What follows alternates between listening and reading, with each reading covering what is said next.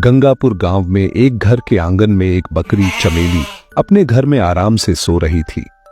उसके बच्चे भूख के मारे जाग गए और उन्होंने अपनी मां को जगाना शुरू कर दिया। वे बार बार उसे आवाजें देने लगे कि हमें भूख लगी है, मां उठो।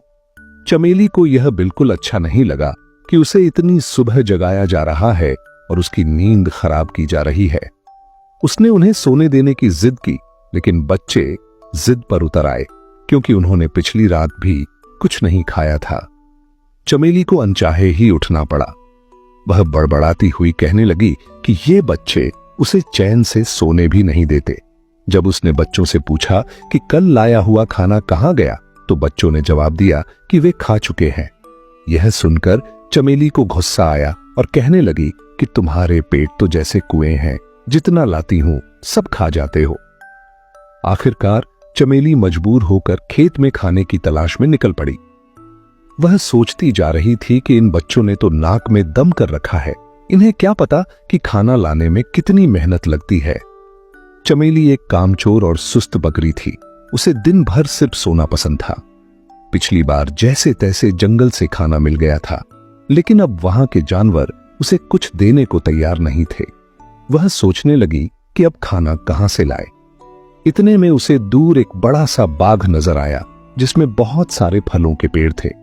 वह खुश हो गई और सोचने लगी कि चलो यहीं से कुछ फल ले लेती हूं। जैसे ही वह फल तोड़ने के लिए आगे बढ़ी, एक बैल ने उसे रोक लिया। बैल ने उसे बताया कि ये फल खैरात में नहीं मिलते और अगर फल चाहिए तो कीमत देनी पड़ेगी। चमेली के पास पैसे नहीं थे। उसने बैल से रहम की अपील की और अपनी हालत बताई।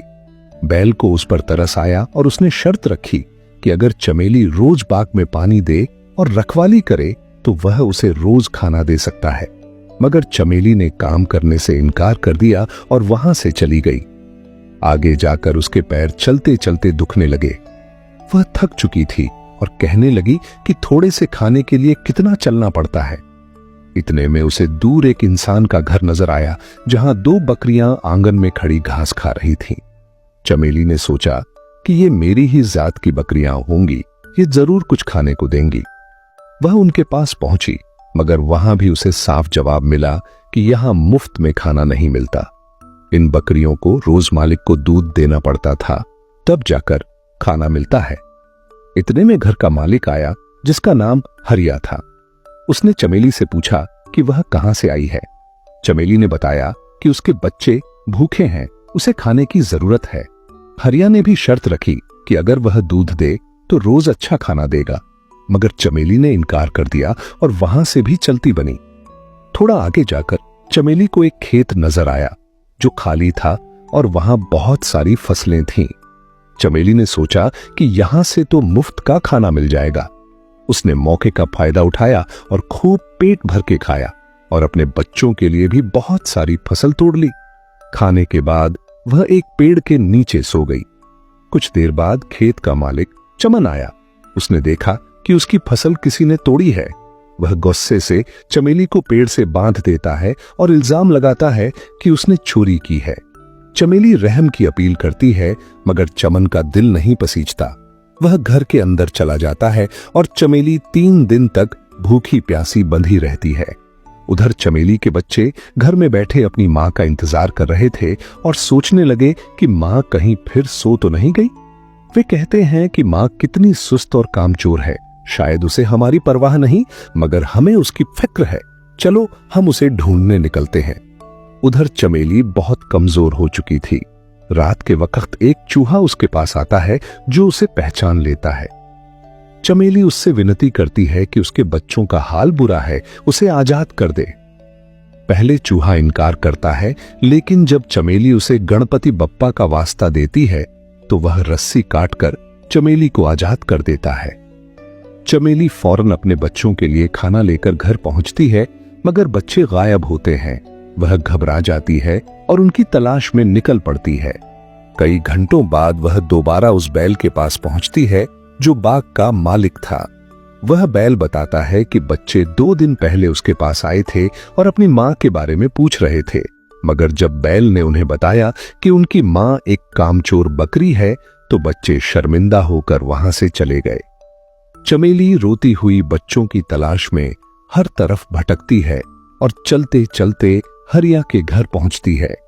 हरिया उसे पहचान लेता है और पूछता है कि वह फिर चोरी करने आई है। चमेली बताती है कि वह सिर्फ अपने बच्चों की तलाश में आई है।